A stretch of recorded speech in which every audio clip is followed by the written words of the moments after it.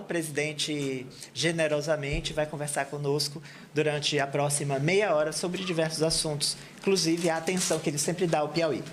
Seja bem-vindo, muito obrigado. Seja bem-vindo ao Piauí novamente, presidente Lula, muito obrigado. Eli, o prazer é meu de estar aqui em Teresina outra vez. Sobretudo porque essa é uma cidade que eu tenho uma história muito longa, desde a fundação do PT.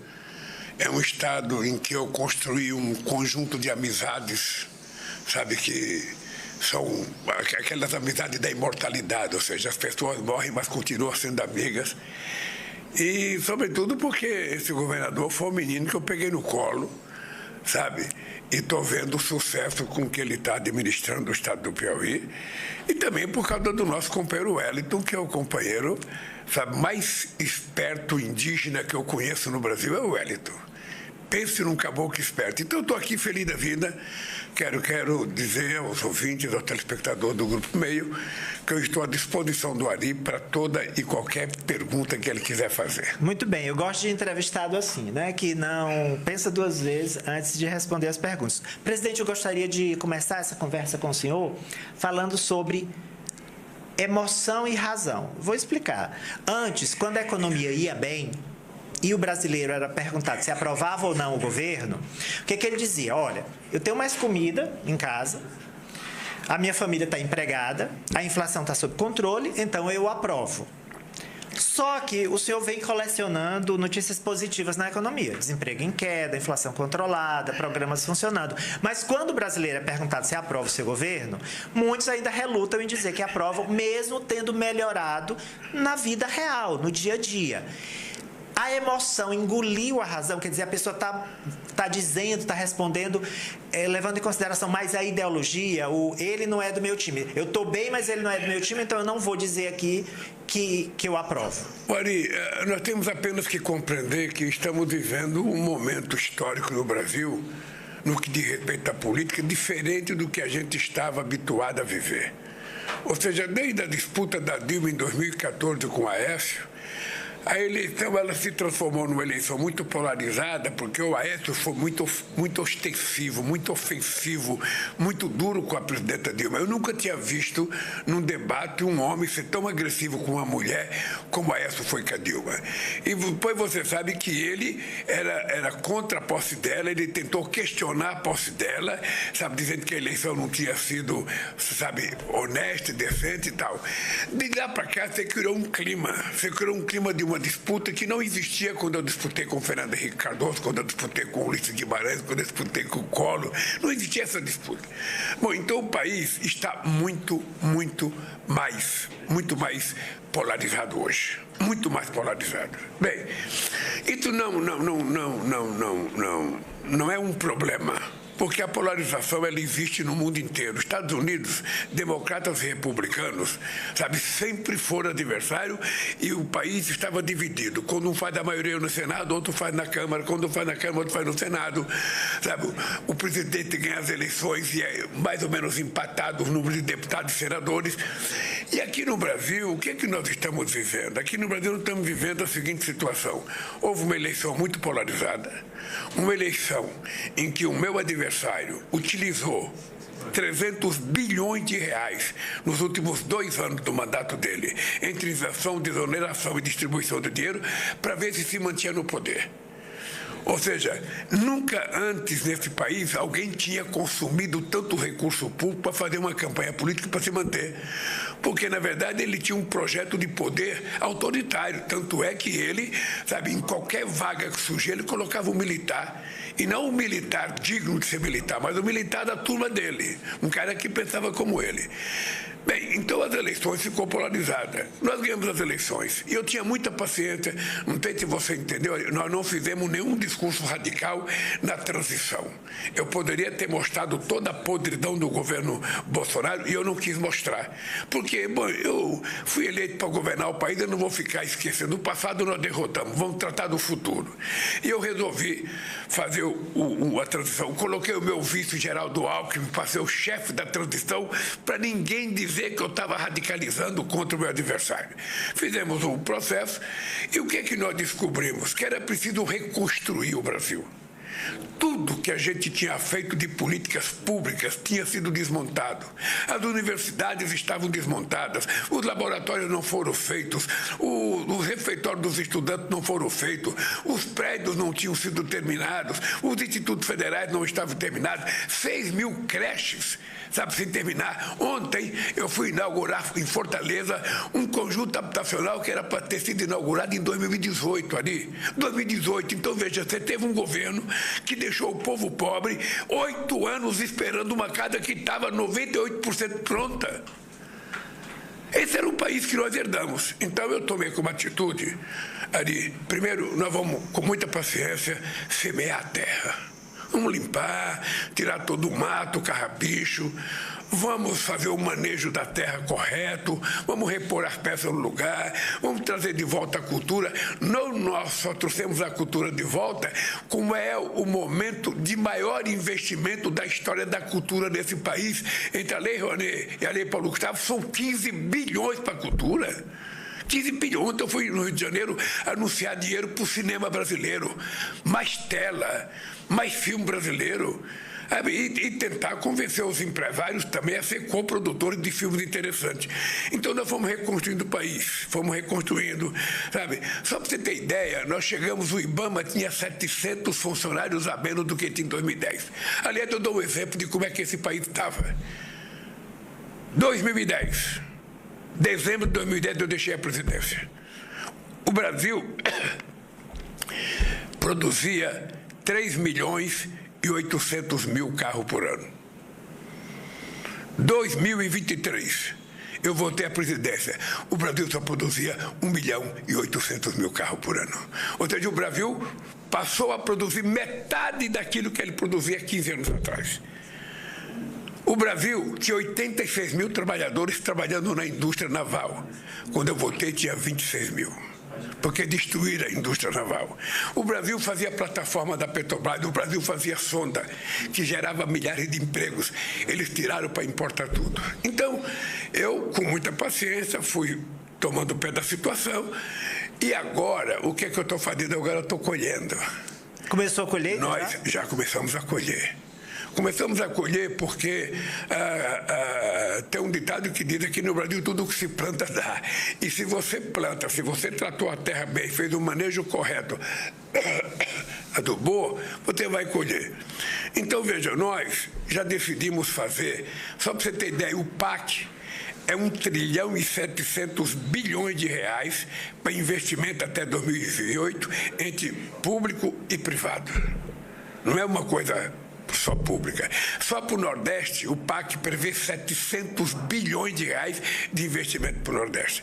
E eu tenho muito orgulho ali, porque em qualquer cidade que eu chego, em qualquer estado, eu digo em qualquer público, eu duvido que em algum momento da história o estado do Piauí já recebeu mais dinheiro do que recebeu no governo Lula e Dilma. Eu duvido que o Rio Grande do Sul já recebeu do Getúlio, do Brizola, sabe, do Médici, que era tudo gaúcho, mais do que eu pus. Eu cheguei em São Paulo, que teve o Fernando Henrique Cardoso, 8 anos, e eu digo, sabe, dizia para o Mário Covas, dizia para o Alckmin, dizia para o Serra, e digo para o Tarcísio agora, duvido que na história de São Paulo um presidente já colocou mais dinheiro do que o governo Lula e Dilma. E a gente faz isso com satisfação, porque a gente quer atender os interesses do povo, não o interesse de um governo, é o interesse do povo. Então, eu estou dizendo isso para falar da pesquisa. Então, quando saiu a pesquisa, eu falei, pessoal, gente, olha, muita paciência. O povo é muito mais inteligente do que a gente pensa. O povo não é sempre que ele está trabalhando, sabe, com emoção. Muitas vezes o povo, no primeiro ano de mandato, você gera uma expectativa extraordinária e o povo entende a expectativa. O povo nem te cobra nada no primeiro ano. No primeiro ano o povo só quer comemorar a tua posse. Sabe, você ganhou. No segundo ano, o cara começa a pensar, bom, já ganhou, e o meu? Quando é que vai vir? Então, demora para as pessoas compreenderem também, não é do dia para a noite. Você veja, nós já aumentamos o salário mínimo nos 2 anos, nós já fizemos isenção do imposto de renda para as pessoas que ganham quase até R$3.000, nós já tivemos o crescimento da massa salarial de 11,7%, 85% dos acordos feitos pelos trabalhadores brasileiros são com ganho real de aumento acima da inflação. inflação, o PIB cresceu o triplo daquilo que os adversários diziam que ia crescer e vai crescer mais esse ano. Nós somos o segundo país a receber investimento externo direto e nós temos consciência de que as coisas estão acontecendo e as coisas vão acontecendo por baixo. A Caixa Econômica Federal e o Banco do Brasil, sozinhos os dois, têm mais crédito disponibilizado hoje do que os outros 3 bancos grandes. Por que isso? Porque o sistema financeiro brasileiro ele não está preocupado em fazer investimento na produção, no setor produtivo, ele está preocupado em especular. É por isso que a taxa de juros fica 10,5% sem nenhuma explicação, sem nenhum critério. Então, você pode ficar certo o seguinte, eu acho que o ser humano é 80% emoção e 20% razão. Nós somos pura emoção. Você ali é emoção. Você é emoção, eu sou emoção. Então é o seguinte, vai chegar o momento em que a emoção ela vai sendo motivada a ser mais forte do que a razão. E aí você vai votar numa pessoa, você vai escolher a pessoa, porque aquela pessoa está fazendo aquilo que você acha que é importante para o seu povo. Então, eu estou muito tranquilo com isso. Eu estou com 2 anos e estou com 1 ano e meio de mandato, eu tenho 2 anos e meio, tudo está para fazer. Começamos a colheita da jabuticaba agora. Na verdade, o pé está florindo ainda. Nós vamos colher muita jabuticaba, vamos colher muita soja, muito milho, muito algodão, muito arroz, muito feijão. Você veja o negócio, eu tomei uma atitude esses dias drástica, que foi o seguinte. O cara me mostrou lá no celular dele um pacote de arroz de 5 quilos a R$36. Aí um outro me mostrou um pacote de arroz a R$33. Eu falei, não é possível. Não é possível, o povo não pode pagar R$36 num pacote de 5 quilos. Esse arroz está caro. Aí tomei a decisão de importar 1 milhão de toneladas. 1 milhão de toneladas. Sabe? E depois tivemos a anulação do leilão, porque houve uma falcatrua na empresa. Mas por que eu vou importar? Porque o arroz ele tem que chegar na mesa do povo no mínimo a R$20. Um pacote de 5 quilos. Sabe, que compre R$4 um quilo de arroz, mas não dá para ser a um preço exorbitante. E vamos, inclusive, financiar áreas de outros estados produtivas de arroz para não ficar dependendo apenas de uma região. Vamos financiar, vamos oferecer, sabe, o direito dos caras plantar e a gente vai dar uma garantia de preço para que as pessoas não tenham prejuízo. Então, nesse aspecto, eu estou muito tranquilo. A minha tese é que eu sou 80% emoção e 20% razão. E a minha razão, ela só é levada... A minha razão, ela só entra em funcionamento quando as pessoas me apresentam um projeto como o Rafael me apresentou, do projeto de transporte do Porto. Porto Piauí. Do Porto e depois o seguinte, a inclusa, sabe, a hidrovia que vai fazer pelo rio Parnaíba, que são um rio de 1.500 metros, 1.500 quilômetros, sabe? E esse estado é a coqueluche do Brasil na produção de energia renovável. Esse estado já produz 6 vezes mais do que consome. Esse estado virou exportador. E agora o nosso governador quer ser exportador de hidrogênio, quer ser exportador de aço verde, quer ser exportador de soja verde, ou seja, tudo que ele vai... E é extraordinário quando você conversa com uma pessoa que te apresenta propostas tão contundentes, que aí já não é mais emoção, aí é a razão. Eu vou já falar do governador Rafael Fonteles, que é o menino do Lula, é um prodígio de fato, é doutor em matemática, então ele entende bem de números, e o senhor já o classificou na visita anterior que fez ao Piauí de o governador pidão, porque ele cerca o presidente, pede e consegue. Termina o presidente entregando mais do que o ex-governador Wellington Dias, o índio. Mas antes de falar do Piauí, que é o estado mais petista do Brasil, que sempre espera uma atenção especial do senhor, sempre o Piauí espera. Mas antes da gente entrar aqui na seara local, eu quero saber o seguinte, para continuar na analogia com agricultura, né? Foi semeada a terra, a colheita está aí florindo, mas sempre há risco de erva daninha, né? Sempre há risco de erva daninha, tem que manter a vigilância para extirpando. Vamos falar da relação com o Congresso, que é um Congresso dividido, é um Congresso radicalizado em muitos aspectos, que termina atrapalhando com pautas de costumes, com pautas polêmicas. E aí eu pergunto, só o Lula resolve? Porque os seus interlocutores, recrutados pelo senhor presidente, parece que não estão entregando, não. Olha, é uma coisa muito engraçada, Ari, porque nem sempre a informação que chega pelos meios de comunicação é o que acontece na verdade. Deixa eu lhe falar uma coisa. Nós até hoje não perdemos um único projeto de interesse do governo no Congresso Nacional.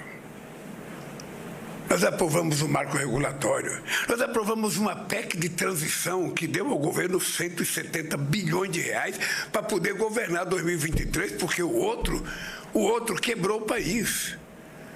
Nós aprovamos uma reforma agrária na sua primeira fase, agora ela está para aprovar a regulamentação dela, sabe, que estava há 40 anos na fila com esse Congresso adverso. E sabe o que eu acho importante? A lição que a gente aprende disso ali é o seguinte: o charme da democracia é que você é obrigado a aprender a conviver democraticamente na diversidade. Então você começa a compreender que um deputado de outro partido político não é obrigado a votar no projeto do governo. Ele pode não concordar com o projeto.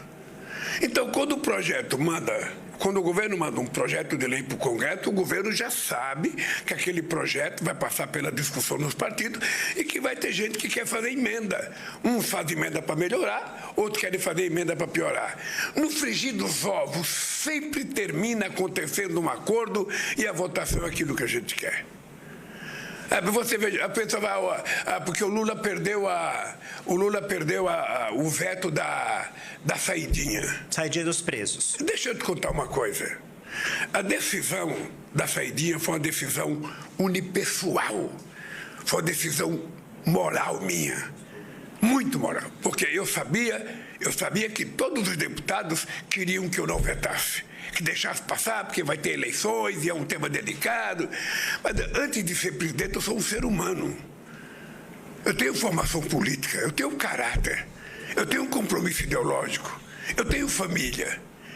Eu falei, como é que é possível, numa sociedade democrática, em que a base da sociedade é a família, e o Estado prende um cidadão que cometeu um delito, e se o prendeu, não é apenas para castigá-lo, é para recuperá-lo, e na hora que o cidadão sai para ver a sua família, que é uma das fontes de recuperação dele, é proibido? Como é que é proibido um pai ver uma mãe, ou um filho ver uma mãe, um irmão ver o irmão? A mãe vê uma filha, porque cometeu um delito, vai pagar pelo delito e vai voltar a ser uma pessoa livre outra vez.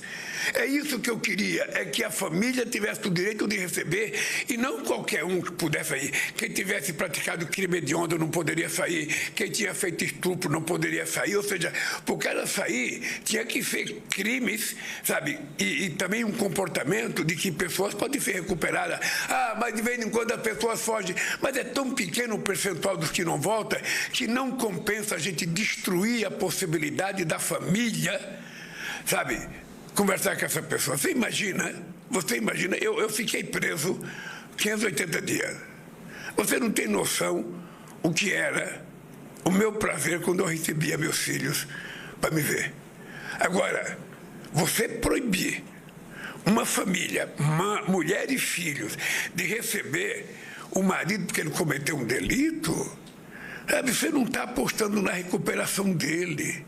E como eu acredito muito na base da sociedade democrática, sabe, que tem no seu alicerce principal a família, eu queria que as pessoas tivessem uma saidinha. Vetaram, não me derrotaram. Não me derrotaram, eu não estou preso, eu não quero sair. Mas derrotaram uma parte do povo brasileiro. E enfraqueceu a dignidade, sabe, de muita gente nesse país. Presidente, o Congresso está em vias de aprovar a autorização para os jogos de azar, incluindo cassinos, por exemplo. Se isso acontecer, o ministro Fernando Haddad vai ter um reforço aí no caixa, fala-se em 12 bilhões, até 12 bilhões, e os olhos dele devem brilhar. O senhor sanciona, se for aprovado? Deixa eu falar uma coisa. Houve um tempo em que esse discurso, jogos de azar, tinha alguma verdade. Tinha alguma verdade. De todos os jogos que acontecem, eu sempre achei que o jogo do bicho era o jogo que mais distribuía dinheiro, porque o cara ganha R$50, R$40, R$30, o cara levanta de manhã, vai apostar na borboleta, vai apostar no leão, vai apostar no cachorro, no macaco, e depois o cara recebe R$20, R$30, R$50. Sabe? Isso é considerado contravenção. É proibido. Jogar baralho, jogar poker, jogar tudo a dinheiro é proibido. Fazer cassino é proibido. Mas e a jogatina que você tem hoje na televisão, no esporte? Criança com celular na mão fazendo aposta o dia inteiro. Quem é que segura isso? Então, deixa eu lhe falar uma coisa. Eu não acredito no discurso de que se tiver cassino, o pobre vai gastar com o tem. O pobre não vai no cassino. O pobre vai trabalhar no cassino, ele pode até ver a sua cidade se desenvolver, mas ele não vai, porque o cassino é uma coisa para gente que tem dinheiro. Você veja o negócio, eu tenho 78 anos de idade, eu nunca fui no cassino. Aliás, eu vou te contar uma coisa ali, eu deixei de apostar, não aposto nada. Não aposto nada. Eu não sou daqueles que ficam imaginando, vou ficar rico amanhã. Não, eu vou viver com o meu trabalho. Em 1974, eu ganhei na loteria esportiva. Eu estava vendo a zebrinha, e quando a zebrinha foi falando, eu olhando o meu cartão, não queria nem que a minha namorada visse, vendo meu cartão, 13 pontos. Aí eu guardei meu cartão. Aí eu descobri que eu tinha um lado maldoso, um lado perverso, ou seja, eu não contei para minha namorada, não contei para minha mãe, não contei para ninguém, eu estava rico. Aí, no dia seguinte, eu acordei, cara, a minha riqueza desapareceu, porque ganharam 30 mil pessoas, deu R$100 para cada um, e eu continuei pobre. Eu falei, nunca mais eu vou jogar, porque eu não quero alimentar um lado perverso que o ser humano tem. Um demôniozinho que todo mundo de vez em quando tem e aparece. Então, eu prefiro viver na minha e não apostar. Eu não sou favorável a jogo, não. Não estou favorável. Mas também não acho crime. Se o Congresso for aprovado e for feito um acordo entre os partidos políticos, for aprovado sem nenhuma receita, não tem por que não sancionar. Agora, eu acho que não é isso que vai resolver o problema do Brasil. Essa promessa fácil de que vai gerar 2 milhões de empregos, de que vai desenvolver não sei quanto, não é verdade também. Não é verdade. Então, o que eu acho é o seguinte, a minha missão é o seguinte, o meu jogo agora é isso. O meu jogo é fazer a economia brasileira voltar a crescer. O meu jogo é fazer muito investimento no ensino profissional, no ensino técnico, nas universidades e no ensino fundamental. Meu jogo é fortalecer a escola de tempo integral no Brasil inteiro. Meu jogo é gerar emprego, aumentar salário, distribuir renda, porque é isso que deixa o povo feliz. É esse jogo que o povo tem que apostar e é esse jogo que o povo vai ganhar, porque esse país vai devolver ao povo o prazer e o orgulho de ser brasileiro. Logo, logo você vai ver que esse ódio que está estampado com muita gente aí, ele vai desaparecendo, vai indo para a lata do lixo e as pessoas vão voltar a se tratar com respeito. Mas vamos falar de um goleador chamado Rafael Fonteles, já que o senhor mudou a analogia da agricultura para futebol. Isso é Timão, né? Corinthians. Eu sou Corinthians. Muito bem. O governador, ele aposta muito na transformação digital, na produção de hidrogênio verde, na exportação para a Europa através do Porto Piauí. São projetos arrojados e ousados que o Piauí nunca tinha visto, né? A gente sempre ia mais na linha do feijão com arroz. E eu fiquei curioso. Esse projeto é de navegabilidade do Rio Parnaíba para ajudar na exportação de hidrogênio verde lá no litoral, que ele lhe apresentou. É em primeira mão esse projeto, né? Deixa eu lhe falar uma coisa. Esse estado é um estado... toda vez que eu vinha ao Piauí, antes do PT, o estado era conhecido como o estado mais pobre do Brasil. Tá? Não foi por acaso que o programa Fome Zero começou aqui. Lá em Guaribas. Em Guaribas. Tá? Ora, o que aconteceu nos 16 anos do companheiro Wellington e do PT aqui, e nos governos do Lula e da Dilma? A verdade é que o Piauí teve uma transformação social extraordinária. Houve muita política de inclusão social, houve muito evento. Você se lembra que isso aqui, quanto aqui tinha 1 ou 2 escolas técnicas, nós vamos para 20 agora. Tem mais 3 chegando aqui, tem mais 3, sabe, chegando uma em Altos, uma em Barra e outra em Esperantina. Sabe, tem mais 3. E por quê? Porque a gente quer formar mão de obra qualificada, porque o nós queremos é exportar inteligência. Queremos exportar conhecimento. O companheiro Rafael, ele não sonha com hidrogênio verde apenas para exportar hidrogênio verde. Ele quer é que as empresas venham produzir o aço verde, sabe, o carro verde aqui no Brasil com energia produzida no Brasil. É isso que vai fazer esse país fazer a diferença. E é por isso que eu acho que o sonho do companheiro Rafael é legítimo. Ou seja, nós investimos muito no social, o Estado se desenvolveu, sabe? E agora ele é um matemático formado no INPA, sabe? Deve ter sido medalhista de ouro das Olimpíadas da Matemática. Sim, é chamado gênio da matemática. E você sabe que nós criamos uma faculdade de matemática no Rio de Janeiro agora, sabe para quê? Para colocar os meninos que receberem e meninas que receberem medalha de ouro nas Olimpíadas. Nós vamos fazer um vestibular para não deixar os nossos gênios sair do Brasil. Estude aqui. E vamos ser gênios brasileiros a serviço dos interesses da necessidade do povo brasileiro. Então, quando eu vi o projeto, veja, o projeto, eu falei para ele, o projeto tem um problema mais político do que econômico. Do ponto de vista econômico, ele tem todo o direito, porque esse dinheiro que está disponibilizado é para cuidar, sabe, do Rio São Francisco e do Rio Parnaíba. Portanto, ele tem dinheiro, tem um direito. Quando você vai discutir apenas economicamente, você fala, puxa, mas dá 1 bilhão só para um Estado, e tem tantos estados no Brasil, então não vou mudar. Não, mas veja, não é dar 1 bilhão para o Estado, é a gente entender que o Estado tem direito a esse recurso, porque ele tem o Rio Parnaíba, e esse dinheiro só pode ser utilizado na recuperação do Rio Parnaíba e do Rio São Francisco.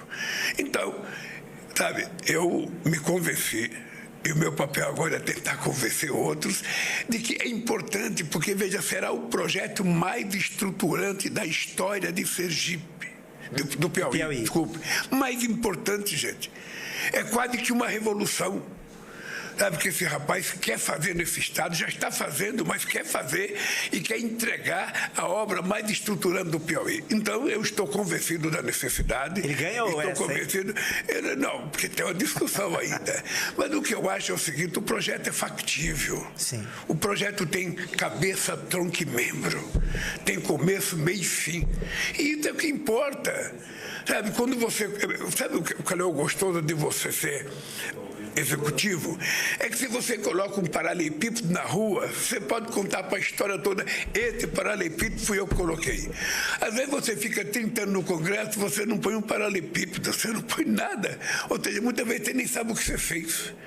Então, eu estou convencido que o Fonteles está sendo uma extraordinária novidade nesse Estado, porque ele está pensando em fazer o Piauí se transformar num Estado altamente moderno, altamente competitivo. É um Estado que antes, sabe, já tinha muito investimento em educação, agora ele está fazendo curso, sabe, escola de tempo integral e, ao mesmo tempo, junto com formação técnica para esses alunos.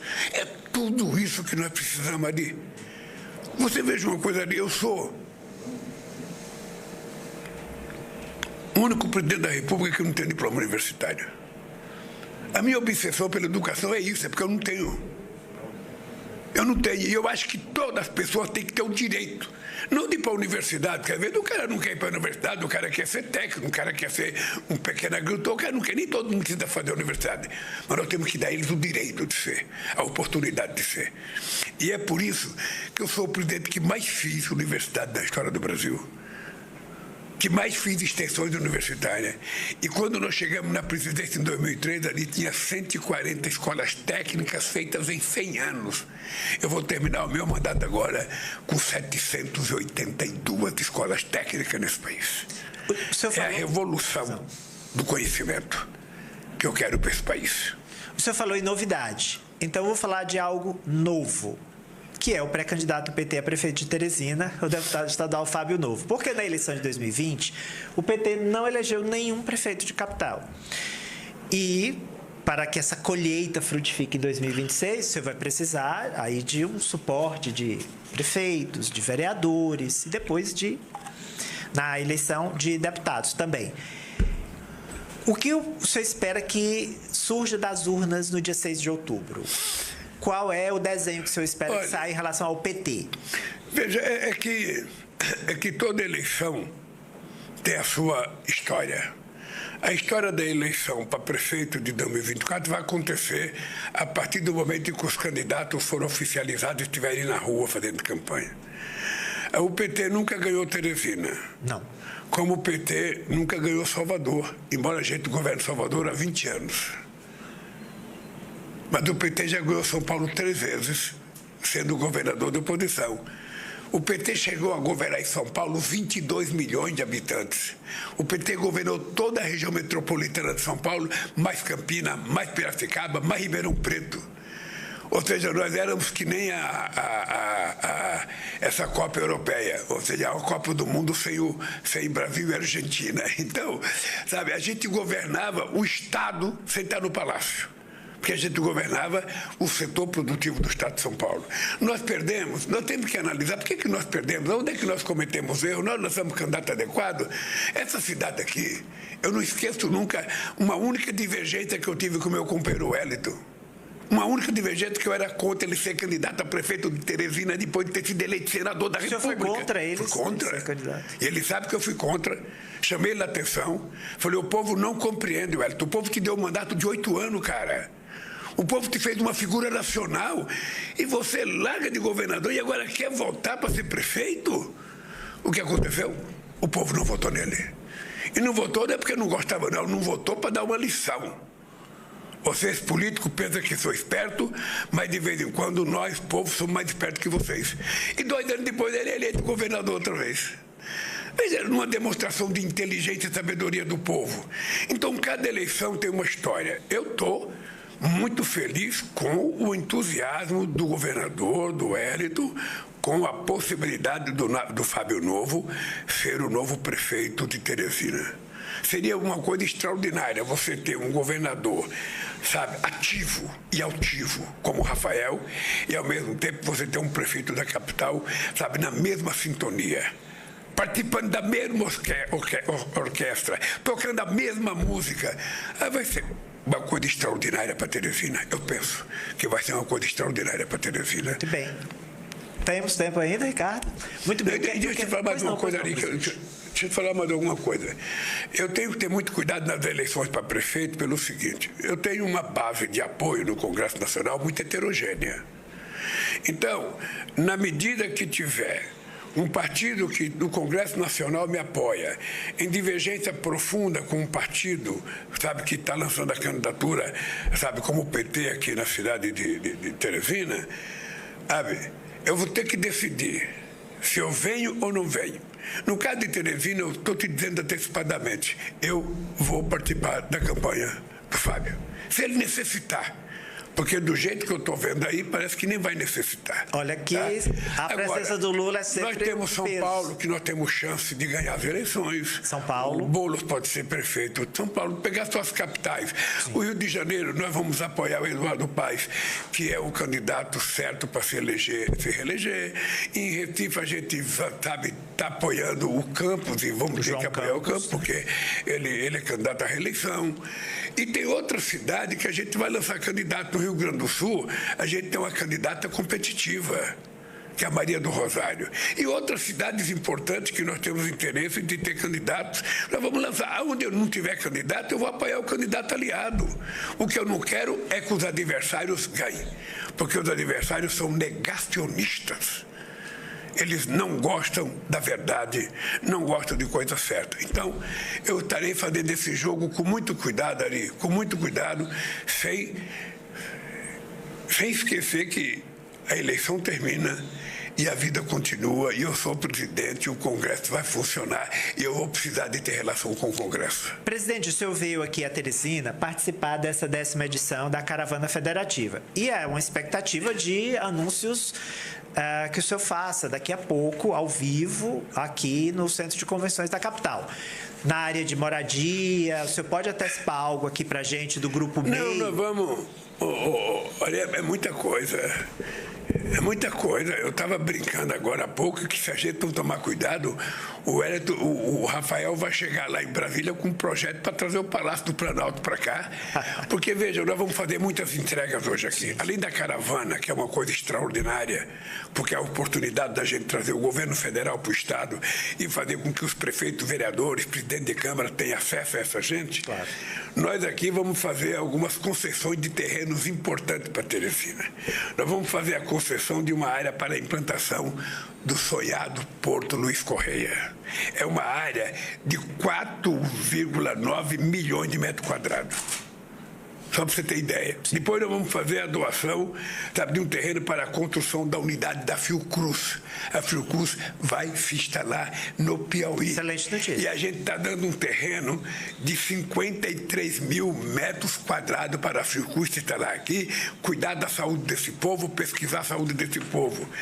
Nós estamos dando um terreno para a construção da sede da Polícia Federal aqui. E nós estamos dando um imóvel para o polo de inovação do Instituto Federal do Piauí. Isso é só coisa que nós vamos fazer concessão. Depois a gente vai ter o imóvel para a sede do INTEP. Instituto de Terras do Piauí. Depois a gente vai ter mais, sabe, a gente vai anunciar, não sei se vai anunciar aqui, a primeira estratégia nacional do governo digital do país. Vamos anunciar aqui também. Dentro do projeto de transformação digital do governo. E depois vamos anunciar mais também, sabe, 1.400 casas novas em 5 cidades. 1.400 unidades habitacionais. Não, porque, é pouca coisa, né? Porque no PAC vai ter quase 10 mil casas aqui, entre a faixa 1, 2 e outras faixas mais importantes. Vamos chegar... No Pacto Oficial dado 6.300 casas do 1 e 2. Mas nós queremos financiar casa para gente que ganha um pouco mais, que quer uma casa melhor. Então nós também precisamos pensar nesse setor médio da sociedade que ganha 5, 6, 7 mil reais, que quer uma casinha um pouco maior que a cadeira. Nós vamos também pensar em fazer casa para essa gente. E depois... nós vamos dizer para você que esse Estado aqui, só do PAC, ele tem 56 bilhões de investimento, sabe? Quase todas as propostas apresentadas pelo governador, porque essa foi uma coisa ali que eu fiz em janeiro de 2023, eu tomei posse. A primeira reunião minha foi com 27 governadores para dizer para os governadores: eu quero saber quais são as 3 obras mais importantes para cada estado que eu quero assumir o compromisso de ajudar vocês a construir. Isso foi feito e nós estamos fazendo. Uma última pergunta para o presidente Lula. Ele tem uma agenda ao vivo aqui no Centro de Convenções de Teresina para encerrar essa 10ª edição da Caravana Federativa. Presidente, muito se fala que você vai fazer uma reforma ministerial para tirar ali aqueles ministros que não estão entregando e deixar os que estão. Queria que o senhor falasse, vai haver mesmo essa reforma, o senhor vai deixar os melhores agricultores no time, aqueles Não, deixa de falar uma coisa. Eu não vejo nenhuma necessidade de fazer reforma ministerial. Eu estou satisfeito com meus ministros. Aliás, como eu já fui presidente... Aliás, não, deixa eu falar uma coisa para você. Você sabia que só tem o Dom Pedro II e o Getúlio Vargas que tem mais experiência de presidir o Brasil do que eu? E eles não foram eleitos pelo voto democrático. Então, com a experiência que eu tenho, eu não preciso fazer de reforma. A hora que precisar, eu vou mudar as pessoas. Mas veja, eu estou com um governo muito bom. Você não tem noção da ajuda que me dão esses meninos que foram governadores de estados e que estão me ajudando no governo. Todos muito competentes, e outros ministérios novos que estão começando agora. Eu não vejo necessidade agora, mas o presidente da República tem o poder de tirar e pôr a hora que ele quiser. Mas eu acho que as coisas estão indo bem. Eu disse para você que a gente está na época da colheita. E na época da colheita nós vamos precisar de mais gente dentro e não mais gente fora. E é por isso que eu estou muito tranquilo ali. Eu te confesso uma coisa, eu já fui presidente outras vezes. Eu nunca tive, no momento, de certeza com o Brasil como eu tenho agora. Eu, quando vejo as pessoas, falo, o Brasil vai crescer um pouco mais, entretanto, porque não sei o que lá, entretanto, não existe a palavra entretanto. Nós vamos fazer acontecer nesse país, porque é necessário que aconteça.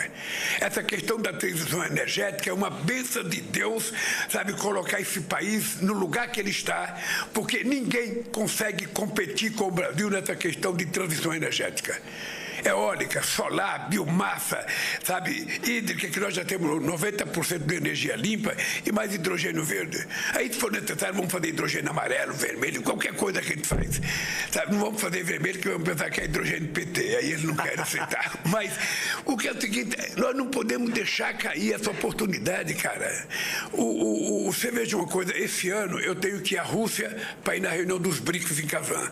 Eu tenho que ir a Baku, sabe, no Azerbaijão, na reunião da COP29. Depois eu tenho que ir na APEC, no Peru, no encontro entre os países do Pacífico. Depois tem o G20 aqui. O G20 aqui vai ser um mega evento. Vai ser no Rio de Janeiro. Vai ter no Rio de Janeiro, com a vinda de muitos presidentes do mundo inteiro. Sabe, nós vamos ter bilaterais com governos importantes. Eu pretendo marcar bilateral com o Xi Jinping, já está certo que nós vamos ter bilateral. E nós queremos construir uma parceria estratégica com os chineses, uma coisa de muitos anos. Sabe, chega. Esse país não nasceu para ser pequeno. Não é possível que Deus deu esse tamanho todo de território, esse tamanho de floresta, essa quantidade de costa marítima, essa quantidade de água doce, para a gente não fazer acontecer. Então, nós vamos fazer acontecer. Sobretudo quando você tem, sabe, quando você tem do seu lado um jovem matemático, impetuoso, arrojado, como o companheiro Rafael. Tá, e o Brasil vai crescer e o Piauí com a produção de hidrogênio verde junto. O Grupo Meio, presente em 18 estados brasileiros, agradece ao presidente Lula por ter conversado com a nossa audiência nas 5 emissoras de rádio aqui da capital, em todas as dezenas de outras filiadas e em nossas filiadas em todo o Brasil também, pela TV e pelo rádio. Muito obrigado, presidente. Ari, obrigado a você. Muito obrigado. Eu agora, a partir de agora, em todas as cidades que eu visitar, meu primeiro compromisso é uma entrevista na rádio local. Eu gosto muito porque é o meu veículo preferido, é rádio. Eu acho o rádio extraordinário. São os dois, extraordinário. São os dois. Sabe? Muito obrigado. Tá, obrigado a você, Ari.